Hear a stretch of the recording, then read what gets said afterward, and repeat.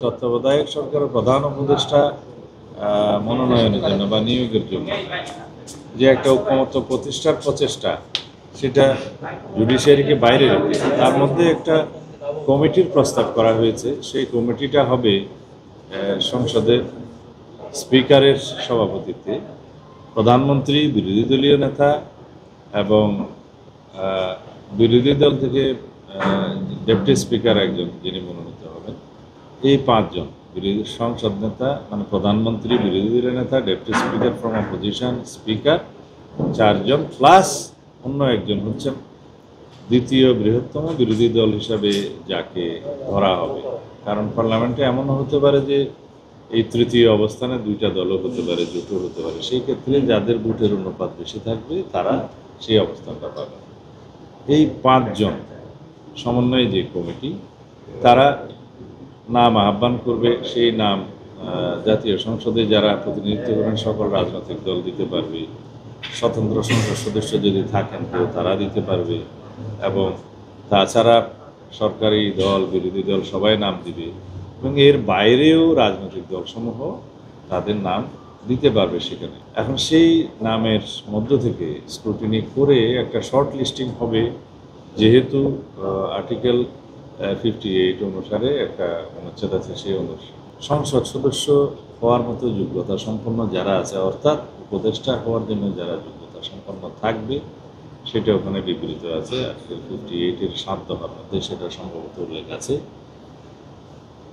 সেই অনুসারে যারা যোগ্য হবেন তাদেরকে নিয়ে একটা শর্ট লিস্টিং হবে। তাদের মধ্য থেকে এই কমিটি যাচাই বাছাই করে যদি ঐকমত্য আসতে পারে যে কোনো একজনকে মনোনয়ন দেওয়ার বা সম্মতি যদি আসে একজনের ক্ষেত্রে, সেখানে সেই প্রবলেম সলভ, এবং তার সাথে আলোচনা করে অন্যান্য উপদেষ্টাদের নিয়োগ করা হবে। সেই ক্ষেত্রেও এই কমিটির মতামত থাকবে। বান্ডেল থাকলে প্রতি সেনমানিতে টাকা বাঁচবে। বিকাশ সেনমানি বান্ডেল কিনে জিতুন প্রতি লেনদেনে। কিন্তু এখানে যদি ঐকমত্য না আসা যায়, পরবর্তীতে বিবেচনা করা হলো যে শুধুমাত্র সরকারি দল দেবে 5টা নাম, বিরোধী দল দেবে 5টা নাম, এবং ওই তৃতীয় যেটা পক্ষ, যেটা সেকেন্ড লার্জেস্ট অপোজিশন যেটা, তারা দেবে 2 জন। এইভাবে 12 জনের মধ্য থেকেই তখন আবার যাচাই বাছাই হবে। সেখানে নাম পছন্দ করবেন সরকারি দলের প্রদত্ত 5 জনের মধ্য থেকে একজনকে পছন্দ করবেন বিরোধী দলীয় নেতা, আর সরকারি দলীয় নেতা অর্থাৎ প্রধানমন্ত্রী পছন্দ করবেন বিরোধী দল কর্তৃক যে প্রধানকৃত 5টা নাম, তার মধ্যে থেকে একজন। আবার তৃতীয় পক্ষ যে 2টা নাম দিবে, যে সেকেন্ড লার্জেস্ট যেটা অপোজিশন, তাদের প্রদত্ত 2টা নামের থেকেও একজন করে এই সরকার পক্ষ এবং বিরোধী পক্ষ নাম পছন্দ করবে। তাহলে দেখা যায় হয় 3 জন আসবে অথবা 4 জন আসবে। সেই 4 জনের মধ্য থেকে যদি সবাই সর্বসম্মতক্রমে একজনকে সম্মত হতে পারেন একজনকে নিয়োগ দেওয়ার জন্য, সেখানে প্রবলেম সলভড। কিন্তু যদি সেটা না হয়, তাহলে একটা প্রস্তাব আসছে যে 5 সদস্যের মধ্যে যদি 4 সদস্য একমত হয় তার ব্যাপারে, সেটাও হতে পারে। এই পর্যন্ত প্রস্তাব আসছে। এর পরবর্তীতে বলা হচ্ছে যদি এখানেও সম্মতি না আসে, একমত না হতে পারে, তাহলে কি হবে?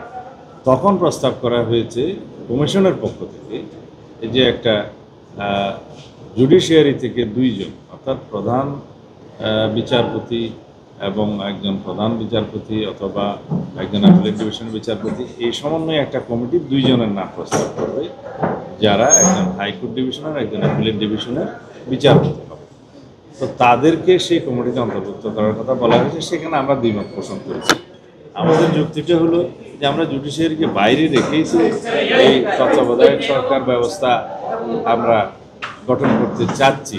তো সেই ক্ষেত্রে জুডিশিয়ারির যে 2 জনকে নেওয়া হবে, তারা যদি ওই প্রস্তাবিত যে 5 জন অথবা 2 জনের মধ্যে যাদের জুডিশিয়ারি যদি কেউ থাকে, সেটা তো ওপেন, কেউ তো প্রস্তাব করতেও পারে বিচারপতিদের নাম, সেটা তো লিবার্টি আছে পক্ষ বিপক্ষ, সেখানে হয়তো তাদের একটা ইনক্লাইনেশন থাকতে পারে। সেই জন্য আমরা এই প্রেক্ষিতে মনে করি এটাও ঠিক হবে না।